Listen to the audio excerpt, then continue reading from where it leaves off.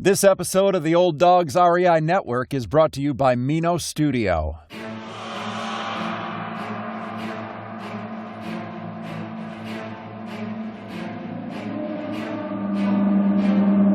In a world where jobs are how most people make money, one man, one desire, one challenge dares to break the mold. Welcome to the Old Dogs REI Network, where we don't work for money. Money works for us. Coming soon. Viewer discretion advised.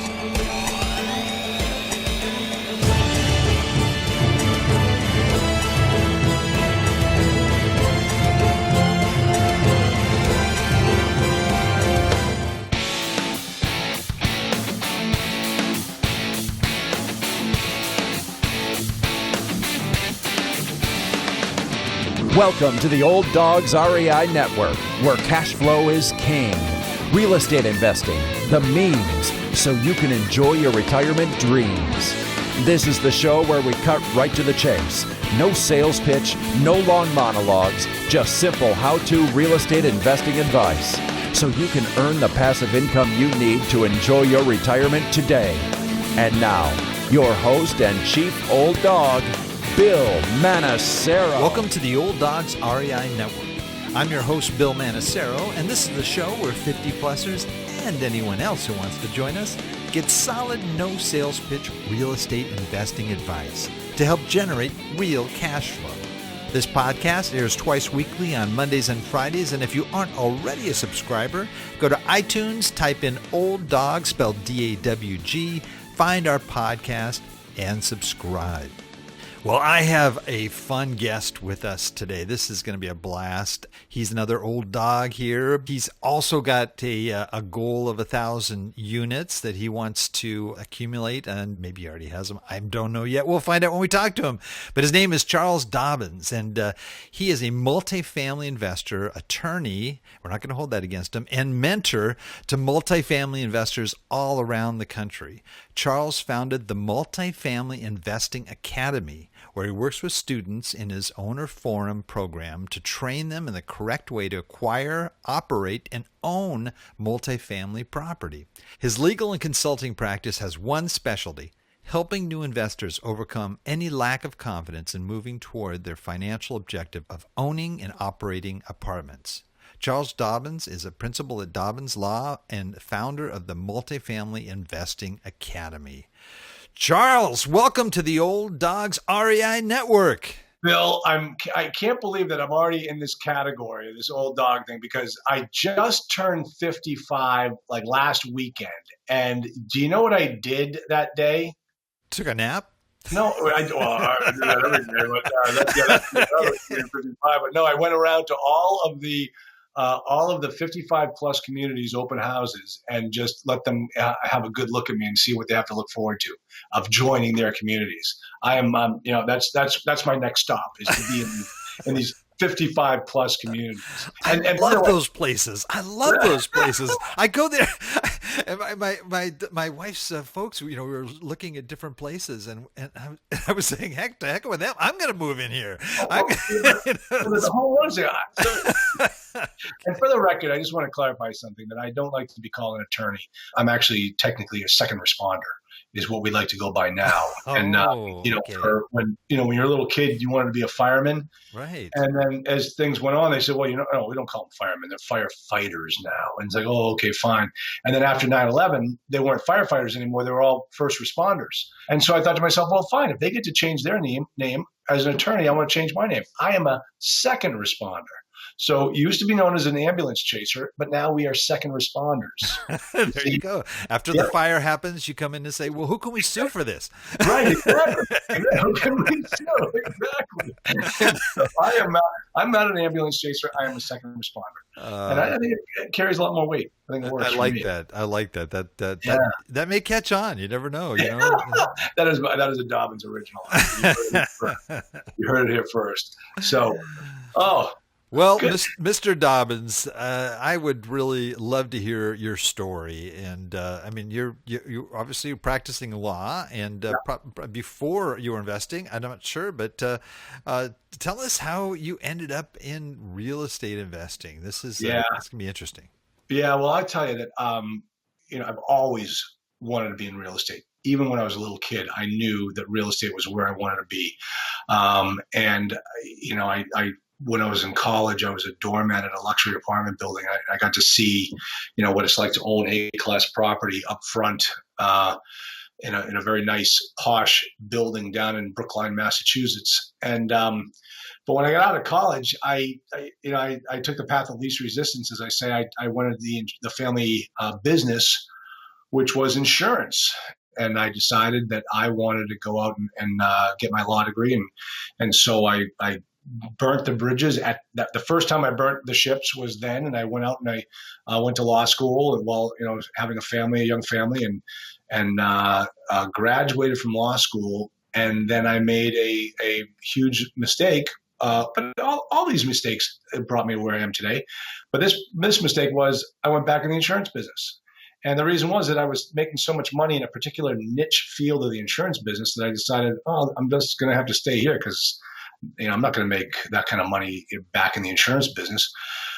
So I ended up starting my own benefits administration business, which is the worst type of business you can possibly be in. And I did that. I owned that company for about 10 years.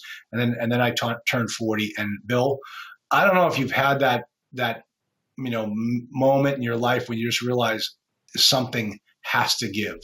Yes, I cannot keep doing this all my life. And I say this in my classes. I said, how many people hate Sunday nights? And, when I first asked that question, typically as a lawyer, you're supposed to know the answer before you ask a question, but I didn't. I just threw that out there. And when I said that in front of a crowded room, I could not believe how many people started nodding their heads, that they knew exactly what I was talking about. They hated Sunday nights. And they hated Sunday nights because it was always followed by Monday morning. And on Monday morning, they went out and they started, getting their head beaten again. And that's what my life was like as the owner of this company. I had about 35 employees working for me, and I was miserable, absolutely miserable. And I finally, said to my wife, I can't do it anymore. And she goes, what do you want to do? I said, I've always wanted to own apartments. I want to go out there and start doing it. And she said, okay, fine, let's do it. So I sold my insurance business. I burnt the ships again, and I never looked back. And from that point on, it's been the best move I ever made. Best move. Wow. Yeah. Now, you've got a law practice though too, right? So did you have that kind of all along, or is that you opened that and then got into the real estate side? Let me tell you what happened and how I really started practicing. Yeah, I want to hear. Because what happens when, I got out of law school and I didn't, put out my shingle. I went and started my own business like an entrepreneur does. And so I started doing that. And then we sold that business. We started buying apartments.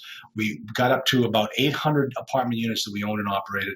And then the market crashed. I mean, you all remember that, and for those people that, for those people if they're looking for advice from gurus, the first question I would have you ask any guru is, have you been through a cycle?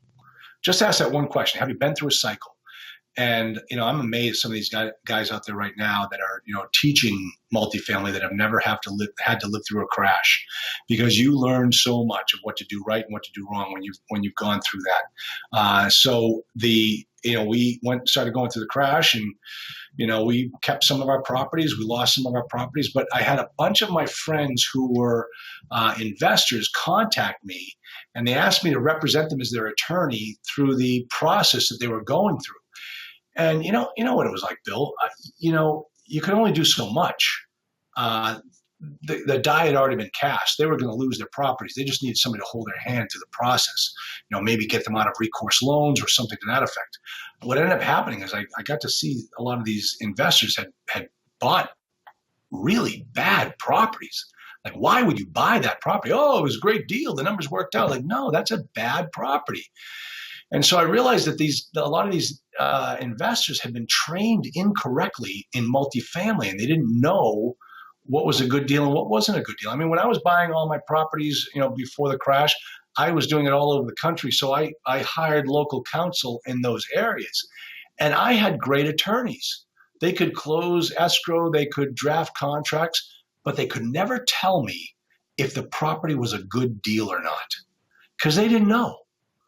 And I thought, my services are best served for people by helping them before they get into the trouble and not after the trouble. After the trouble, there's nothing I can do for you.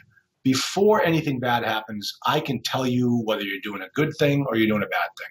And that's what I decided to really focus on, representing clients who are looking to buy multifamily properties, and they're looking for someone who's been through it all thousands of times to help them through the process and make sure they're doing everything correctly. And that's when we started the Owner Forum and the Multifamily Investing Academy. So that's my whole entire journey. And now, Bill, this Owner Forum is my only program. It's the only thing I do, and I absolutely love it. And you can ask my students, they'll tell you that it's the best thing out there.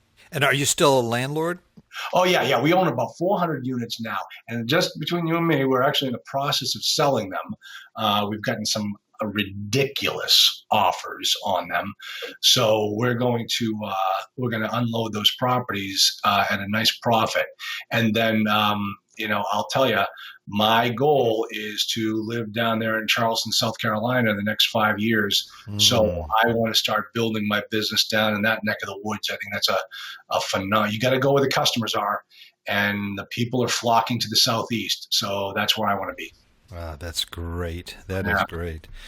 Well, neat. Oh, man. Obviously, must have been going gangbusters to, acquire 800 when you, sort of before the crash. Yeah. How were you doing that? Maybe you can kind of just give me an idea of how you started and grew that so fast.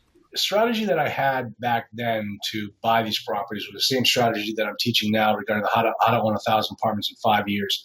Unfortunately, not unfortunately, but the way life, the best laid plans never work out that way. Like that they say, you want to make God laugh, tell him what you're going to do tomorrow.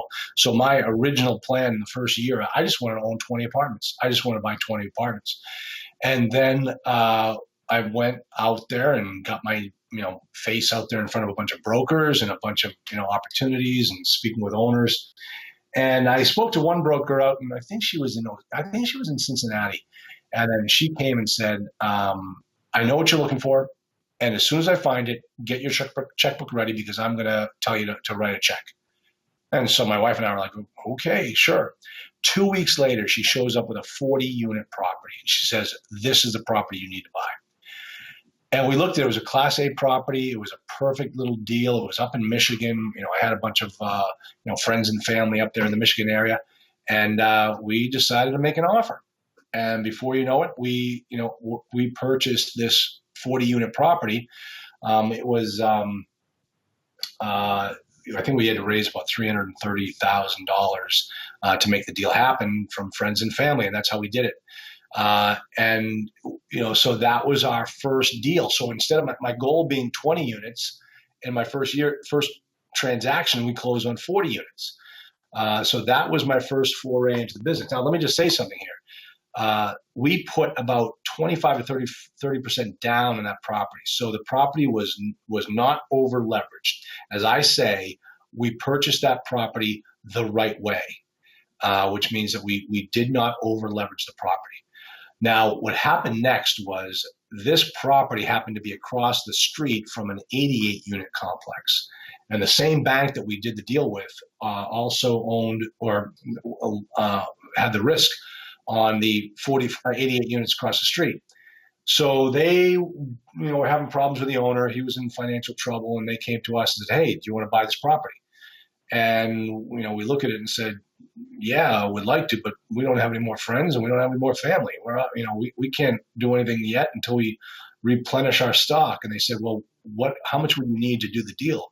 And we said, we'd probably need to raise about $750,000. And they said, what if we lent you the money to do it? And, I'm obviously a little slow to every party I go to. And so I held the phone. I turned to my wife, who's the banker. I said, hey, they want to lend us the down payment to do this deal.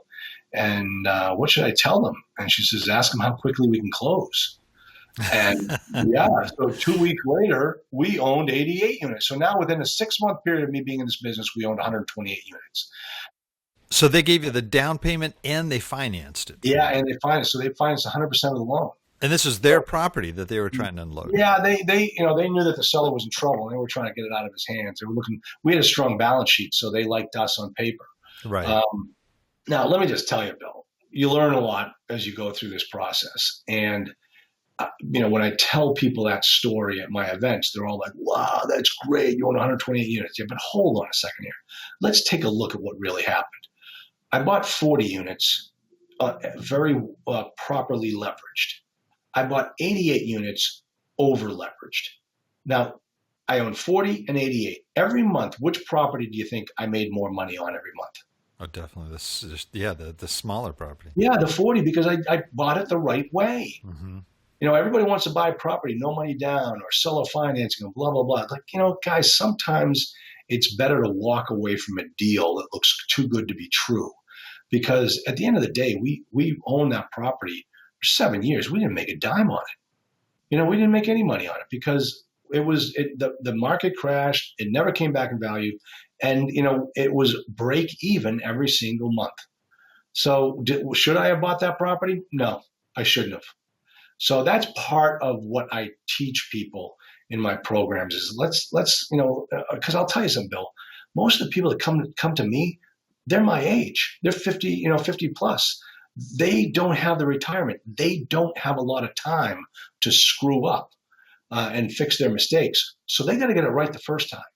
And I'm the voice of reason to say, listen, this is a good deal. Let's do this deal. No, this deal, stay away from it. And so that's what you need in this business a lot of times. Oh, that's great. So you actually, for your students or those that are in the forum, you actually evaluate deals as well of your students. Oh, my students never send out a piece of paper unless I've taken a look at it. They don't send out an offer. They don't sign a confidentiality agreement. They don't draft a purchase and sale agreement until I've reviewed it. I'm not their lawyer because I'm only licensed in Massachusetts, but I look, act, and feel like their lawyer. And then we turn it over to their local counsel for final review. But I look at everything. I review their numbers. I make sure that the offer is going to be one that can rise to the top of the pile and get accepted. And I just make sure that my job is to get my students across the finish line. So that is how I operate. That's just the way it has to be. If I'm an attorney representing you, you have to be able to pick up the phone and call me. All of my students have my cell phone number. They text me, they Slack me, they call me whenever you need me. I'm right there for you. And Bill, people are shocked by that, but I'll tell you right now. Yeah, I am. I'm going, how do you handle that? None of my students have ever abused my time. None of them ever have. And I give them all the time they need. And I'll tell you, it is so much better for me to do it that way than some of these other people who have half-hour coaching sessions and stuff like that. That's baloney. Listen, you know what you want to do. You want to make offers. You want to do it the right way. You want to go through a transaction, and you want me with you every step of the way. Call me when you need me, and I answer my phone. I answer my own phone. I'm always amazed at that, Bill. I actually answer my own phone. And people like, oh, I had no idea I'd be able to speak to you directly. Like, well, who'd you think you were going to talk to? Well, a lot of these guys, they'll have their associates, that they'll kind of, maybe they'll meet them in the boot camp, but then they're going to be somebody on their staff that's going to be the person working with them. Or something. No. Yeah, and those are the guys who charge $25,000 for a 6-month program. That is ludicrous in my book. That is just not the way this business is meant to be done. Yeah. And, they're all, it boggles my mind when I hear about these guys charging $25,000, $30,000, $40,000, and $50,000 for their coaching programs. That's unheard of in my book. Yeah. I could lose my law license for charging fees that are not commensurate with my services. So I'm not doing it. Too much to lose. Well, just to, I guess some of the biggest challenges that folks have, and it's interesting you mentioned your specialty is helping people to overcome that lack of confidence, is sometimes it's just taking that first step. And do you find that this is an area where just a lot of people are, I mean, especially the older folks that, they've built their nest egg, they've got this money, they don't want to throw it away. They've probably already lost money in the stock market, if they went through any of, 2007, 2008. So they're very, very cautious, and I understand that definitely. But how do you deal with that, and how do you try to encourage them, and what are you saying primarily to them? Oh, you mean like people, like how to get them out, push them out of the nest, so to speak? Yeah, to actually take the step. Yeah. Yeah. Listen, here it is. The only thing you can control in your real estate business is making offers. You cannot control the owner accepting the offer. You can't control the bank saying yes. You can't control the property needs assessment to come out where it needs to be. The only thing you can control in your business is the making of offers. And if you're not making offers, this is nothing more than a very expensive hobby for you. So you better make an offer. And when you make an offer, you move up the broker's food chain, because there's so many, looky-loos out there that never do a thing, that waste everyone's time. But if you make an offer, you have done nothing but help the broker. You either help him by showing his client that this broker's marketing efforts are working, and he better remain as a broker, or you're helping the broker by showing the seller that his price is way too high. And the only way that you're going to get this thing sold is if you drop your price. That helps a broker because he works in commission. So make offers. That is it. When you make offers, you move up the food chain, and you are in control of your business. That's how you do it. And remember, Bill, as I tell everybody, this is nothing more, and some people hate to hear me say this, this is nothing more than a sales and marketing business. You are a salesperson. Your first job is to sell your offer. You're just like that insurance agent who's sitting in the lobby with 4 other insurance agents going in to see the owner of the company to sell him his group insurance plan. Who's got the best offer? Who's got the best numbers? Who's got the best product? That is what your offer is. And so you have to go in there to that owner and convince him to accept your offer over all the other guys in the lobby. And that's all you're doing when you make an offer. So you've got to write that offer so that it gets accepted. And, people think about, when you think about it that way, oh boy, geez, can I do this? Yeah, you better do it, because once you do it, you're going to find out how incredibly easy it is. And it doesn't cost you a thing. So get out there and make the offers. Now talking about, people that are going to sit around and say, woe is me, I can't do this. It's when you submit your offer and you get the first roadblock from the broker, in order, like, hey, we're not going to accept your offer unless you do this, or unless you provide a real estate resume. Or, and this one I love, Bill, is unless you provide a proof of funds letter. I hate that. Oh my God. Are you kidding me? That is the biggest waste of time, because, anybody can get one of those. I mean, it's meaningless. And it's just a broker throwing up a roadblock. And it kills me when these people who are, trying to get into multifamily say, oh, I guess I'll never make it in this business because I don't have a proof of funds letter. So those, Bill, are the people who are going to be sitting around waiting for the mailman to deliver their Social Security check at age 65, saying like, geez, I could have been a contender. I could have been a multifamily owner, but some broker asked me for a proof of funds letter and I didn't have it for him. Like, come on, are you really going to do that? So, there are roadblocks every step of your way. There are actually 4 roadblocks in this business. And I got them covered for you. You don't have to worry about them. Just make offers. That's all you got to do.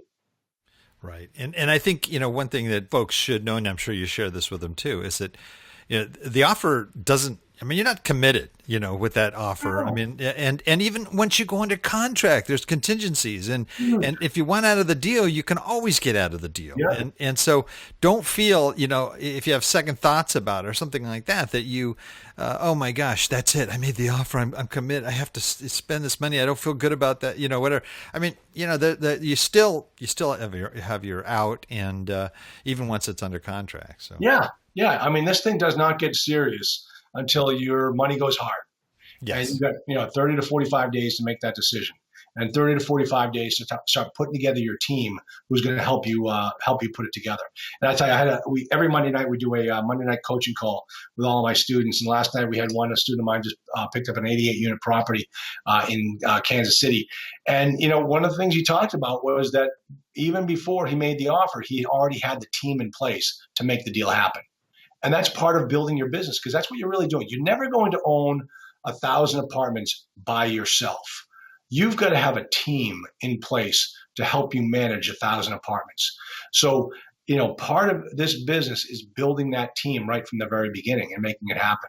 And you can do it. Anybody can do that. Once they overcome sort of that first step, do you actually show folks how to find properties and what to look for, where to look? Give us an example of sort of that process. So in my membership platform, the first thing you do, lesson 1 is how to find deals where no one else is looking. And the whole idea is I don't want you looking in places like LoopNet. Oh, dear God, please. LoopNet is where deals go to die.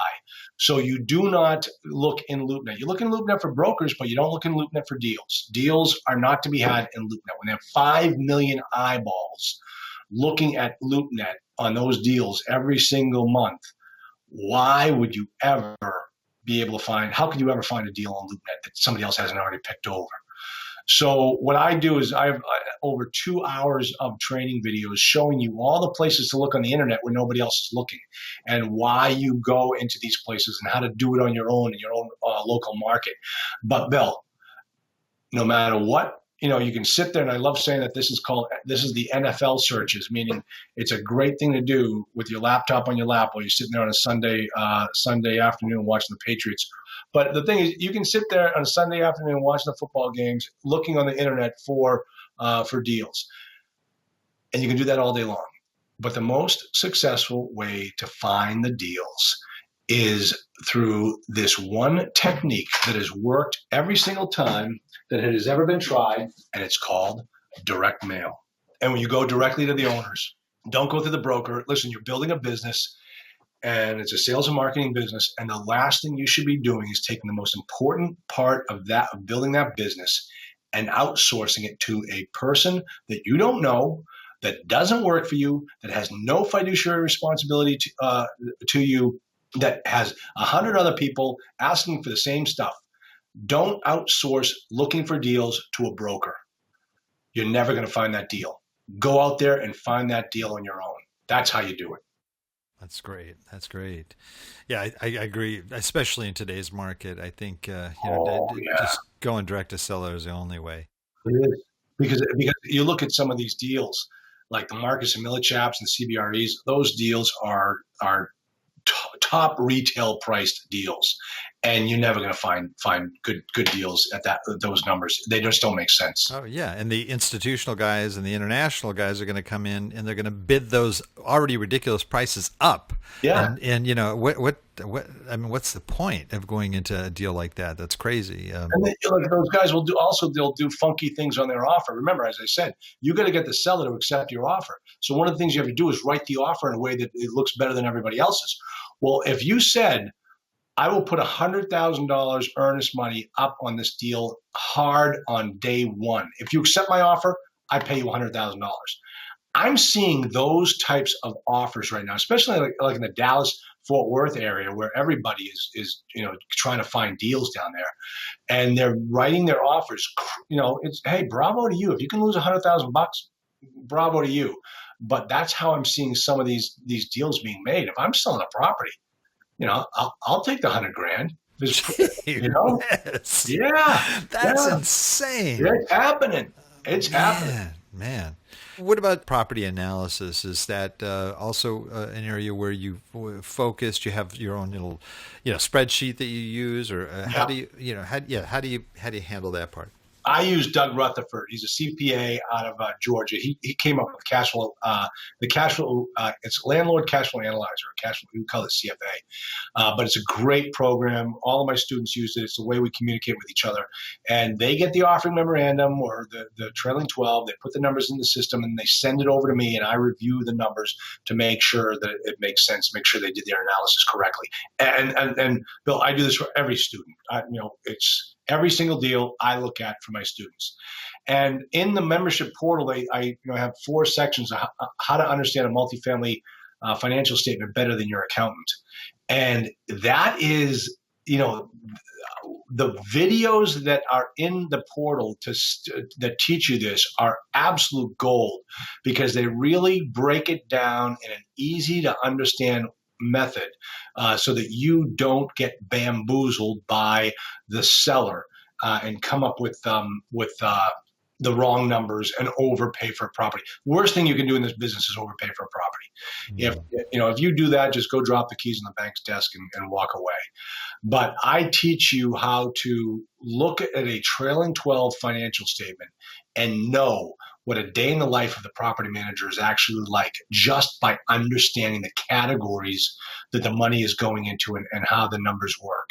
So, it's like I had my property accountant, the guy that ran my property management company and did all the financials.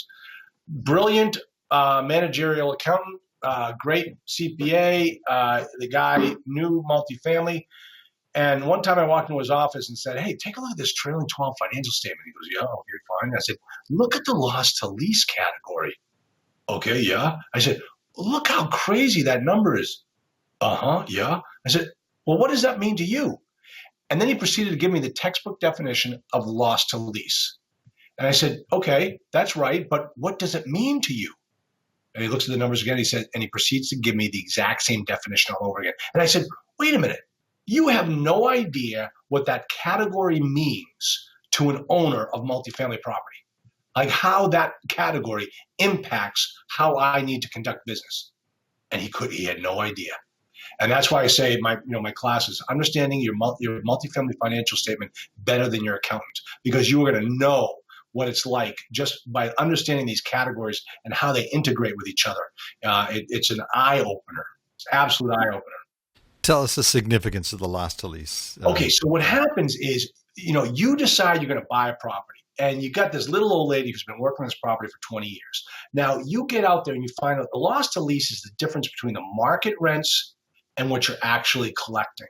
Okay, so if you go out there and the market rents on a property are $1,000 a month, and this property is collecting $800 a month, well, that's a 20% differential in the loss to lease. Now, some people may look at that and think, wow, that is a huge opportunity for us. All we need to do is increase the rents and we can get $1,000 and $200 more. This is going to be a great property. Okay, time out here. Take into consideration, what is it actually going to take to make that happen? The first thing you're going to do on day one that you own this property is fire that property manager, because she has not been keeping those rents in line with the market, because she doesn't want to upset the apple cart. Oh, we can't go on the rents for the woman in 3B. She's a single mother. Oh, but guess what? My property taxes go up every single year. So I've got to keep my rents in line with what the market is, or this property is losing value every single month. So you get out there and you say, like, listen, I got a 20% differential. When I have that big of a difference in a loss to lease, that means that for me to make this property work, I'm going to evict everybody over the next 2 to 3 years. I'm going to turn every single unit. I'm probably going to have to rehab some of these units, and it's going to take me time to lease them back up. All of that costs a lot of money.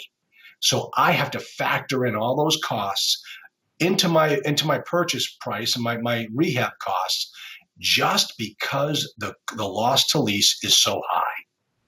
That's it. Great explanation. Yeah. Great.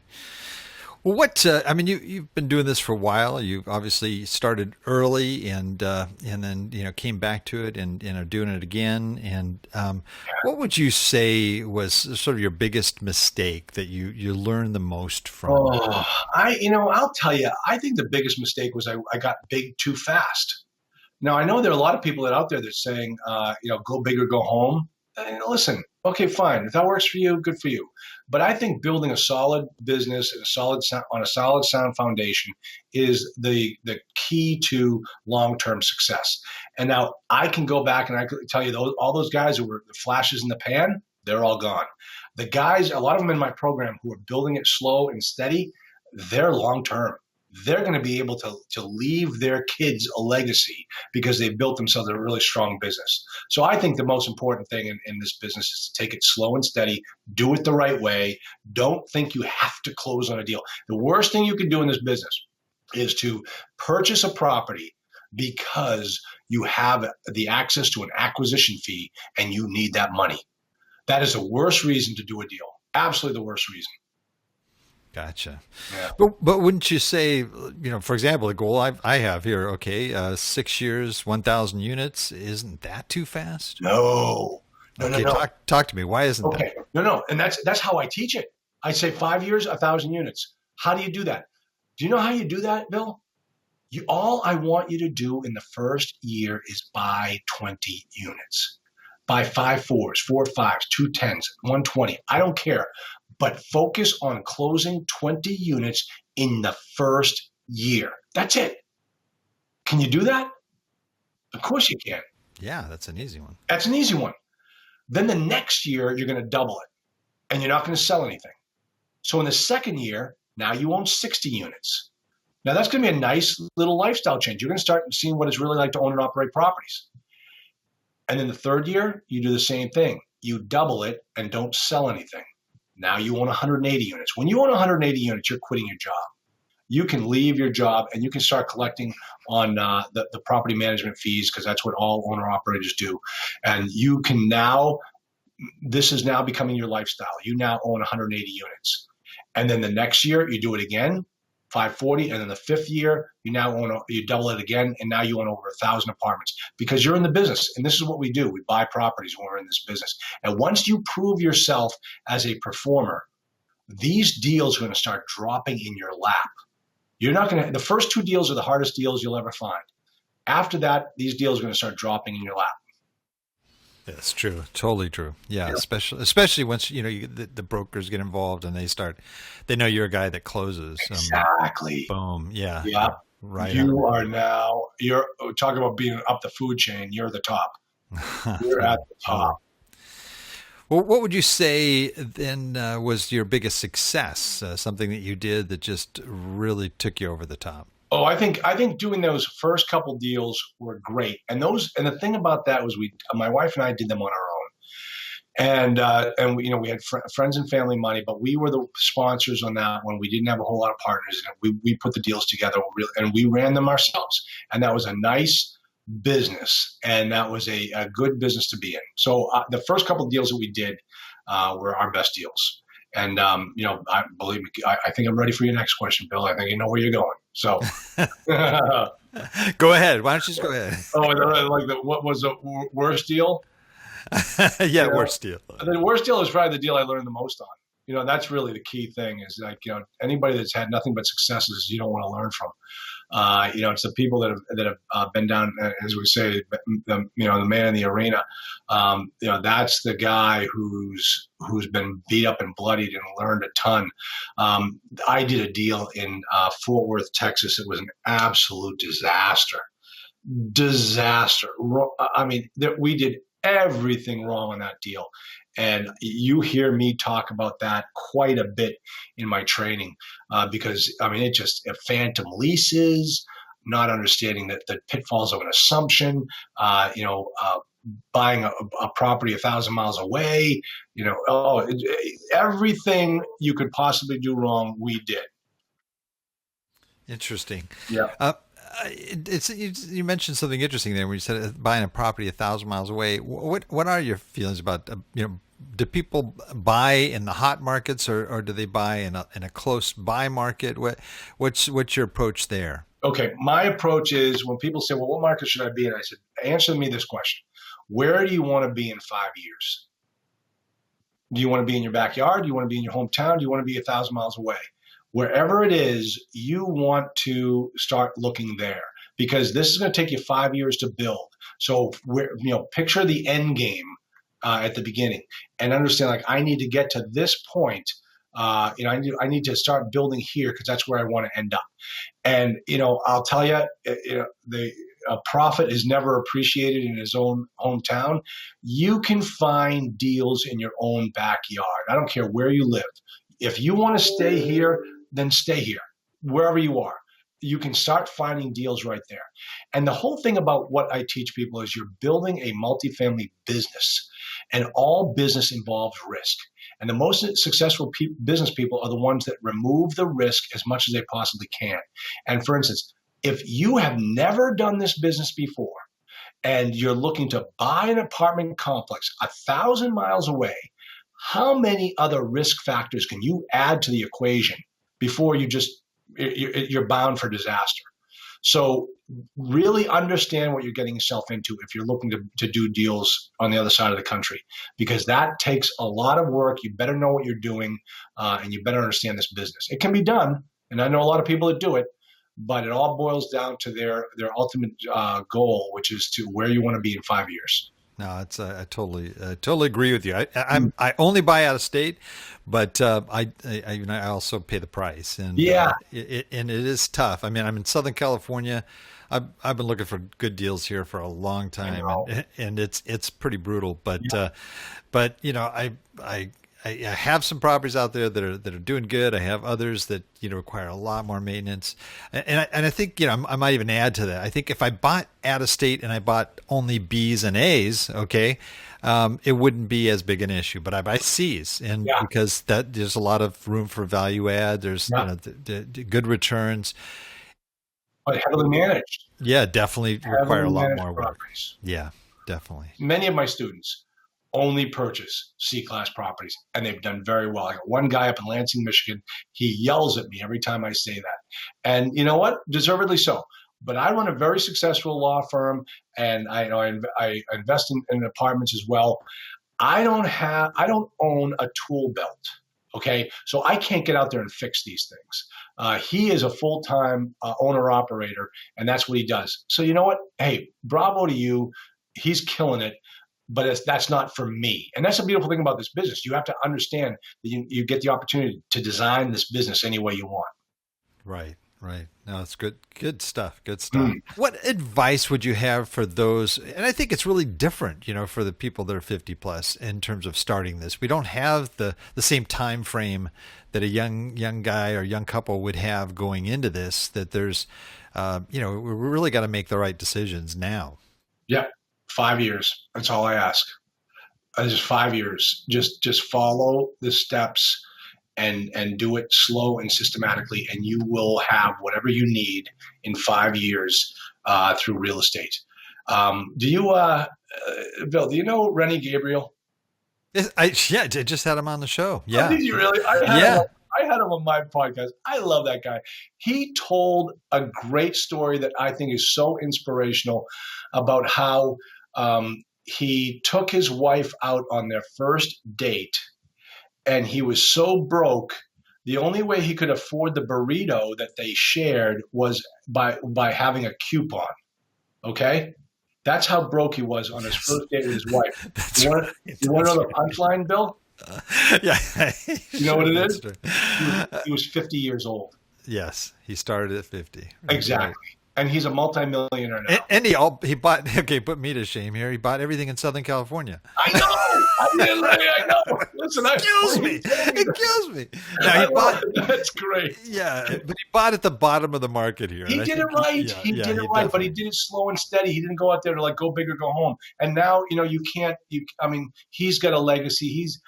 I love telling the story about John Dobens, who was one of my heroes. Same last name, here in my hometown. Started with duplexes, built a beautiful real estate empire here in my backyard. And when he passed away, he left his kids millions in real estate. They're all in the multifamily business now.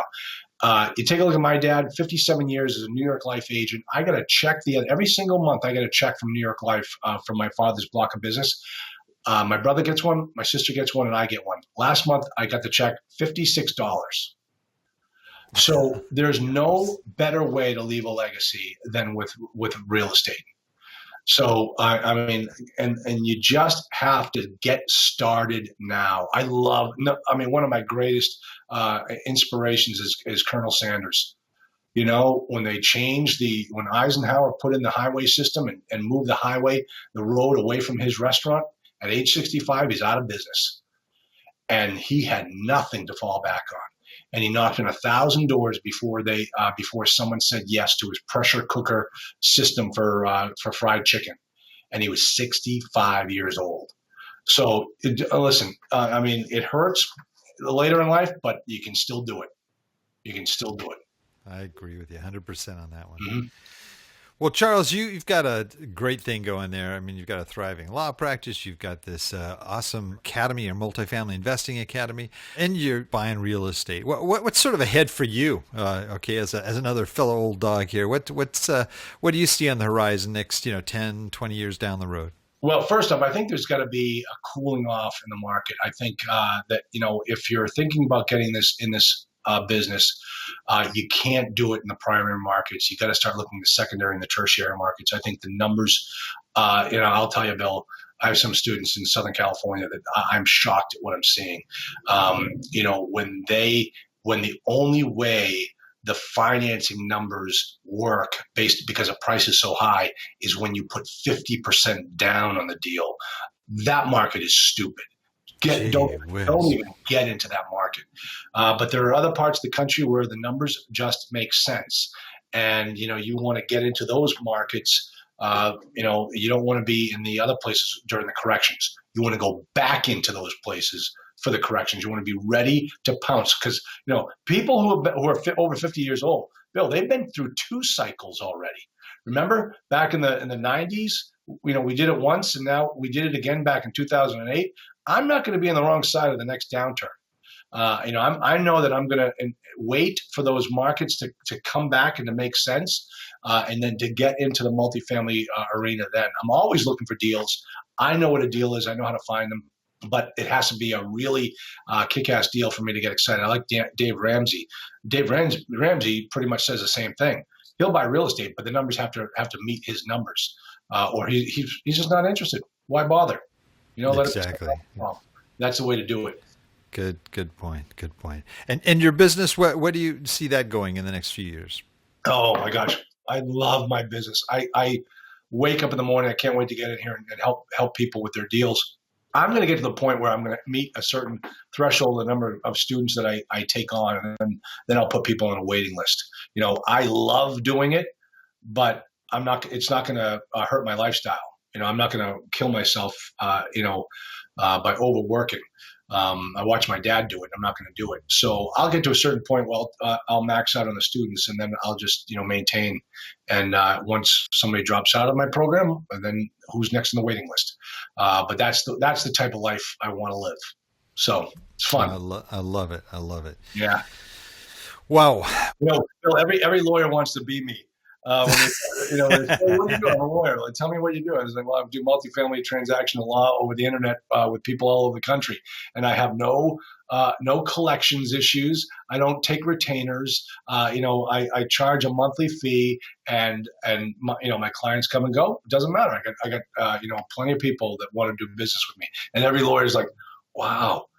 Like, so you don't go to court? I don't go to court. I own 2 suits, and one of them is always cleaned and pressed, and that one's for the undertaker. So the other one is the only one I wear. So that's all I got.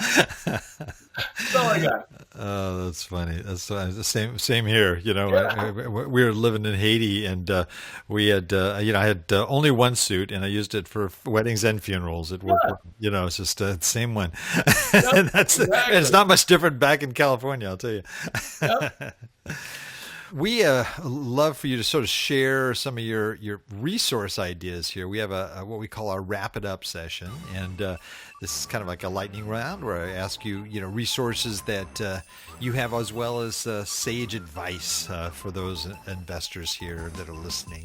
So if you are ready, we can go ahead and move into our Wrap It Up. Are you ready? Yeah. Okay. Let's go. Let's see. Here we go. Let's wrap it up. Favorite real estate book? All right. I think every multifamily investor needs to have Peter Harris and Peter Conti's book on their desktop as a textbook reference book. It's the Dummies. Commercial Real Estate Investing for Dummies. How about just favorite general business book? Oh, okay. The one that I wished I had read early on in my career is E-Myth Revisited. I always go back to that one. Michael Gerber's E-Myth Revisited. I love it. Yeah, that's a great, working on your business instead of in your business. Right? Yeah, exactly. I love it. How about most valuable website for success? Of course, other than your own. Oh, yeah.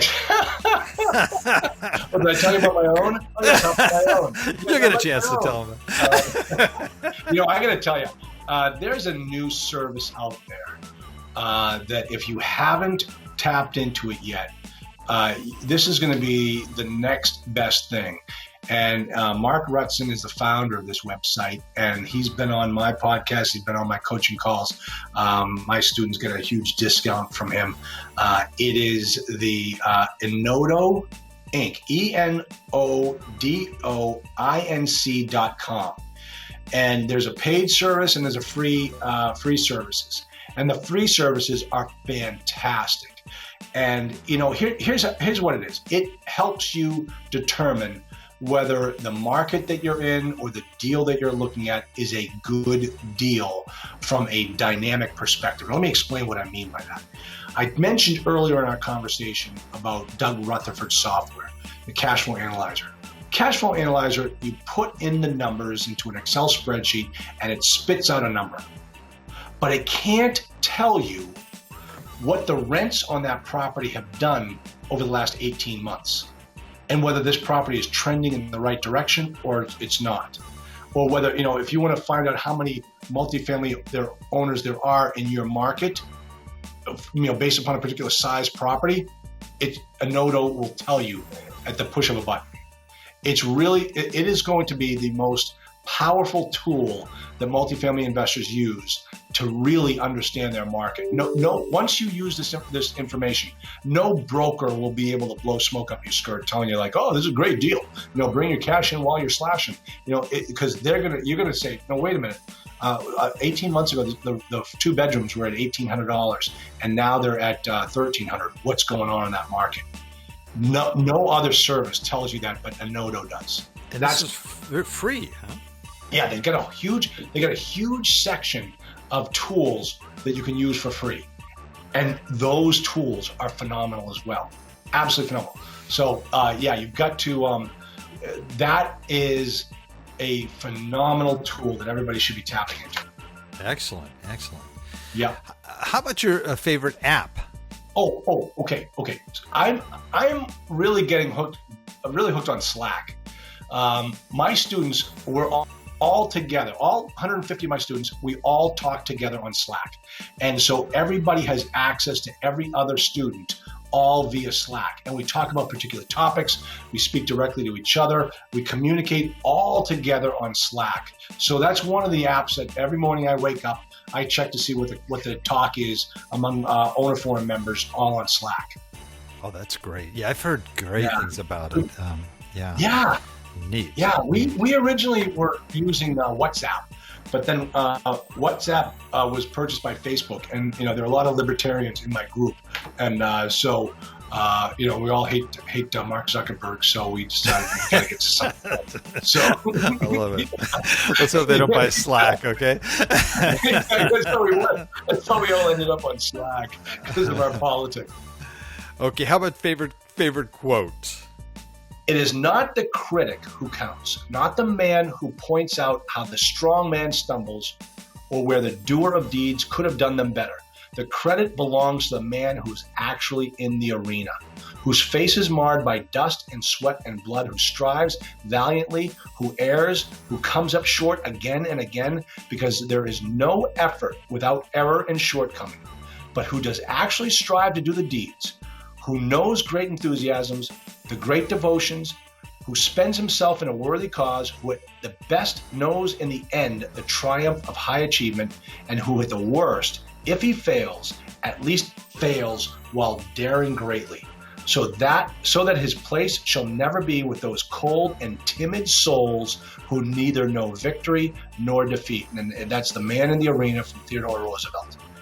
And man, wow, yeah, I think you're gonna win the longest quote we've ever had.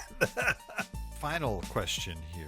Let's say you lost everything, your law practice, your educational, your properties, everything's gone, and all you've got standing there with your one suit on that you have, and $1,000 in cash. Okay, what would you do with that $1,000 to reestablish your real estate empire here? I'll tell you, it seems as though I feel like I've been there before. It feels during the crash. It feels like that's how low we got at some points.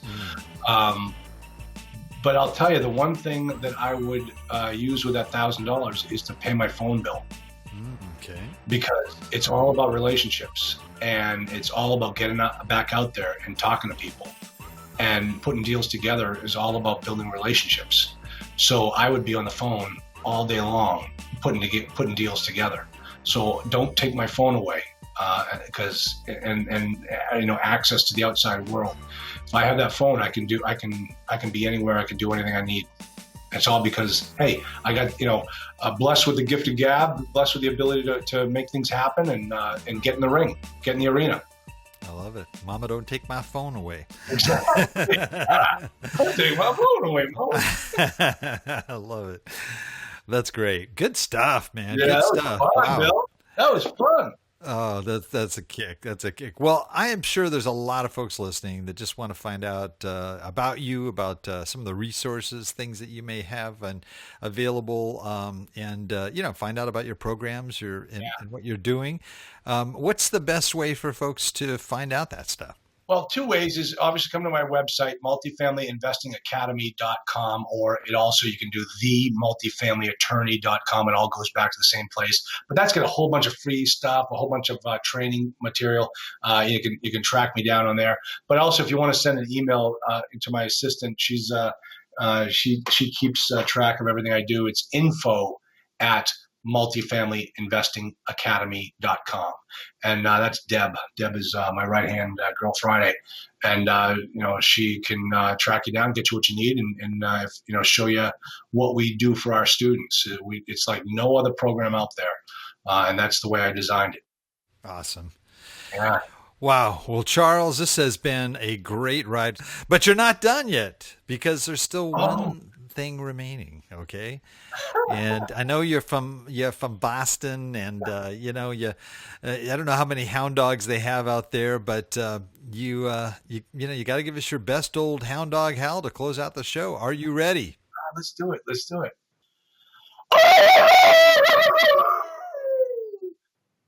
Ooh, that was good. Good intonation, kind of, dying out at the end, no, it was it was good. It was good. Okay. Well, great. Well, I also want to just thank Charles here, who's just been great to give his time for us today. But I want to thank all you old dog listeners out there, too, for joining us. I know there's a lot of other things you could be doing right now, but the fact that you've taken the time to join us means a lot, and we really appreciate it. Please note everything we talked about here and some of these great resources and ideas that Charles shared with us today can all be accessed in our detailed, and I emphasize detailed, show notes on the Old Dogs REInetwork.com website /blog. And that's where all the episodes are found. Just look for the episode with Charles Dobens. Well, that's the show for today. Remember, cash flow is king and real estate investing the means. Until next time, keep moving forward and may God bless. Thank you very much for visiting the Old Dogs REI Network. We would greatly appreciate if you would stop by iTunes and let us know what you think of the show. We would love if you could subscribe to the podcast, give us a 5-star rating, and write a review. The more ratings and reviews we receive, the more visible the podcast will be to others. Thank you.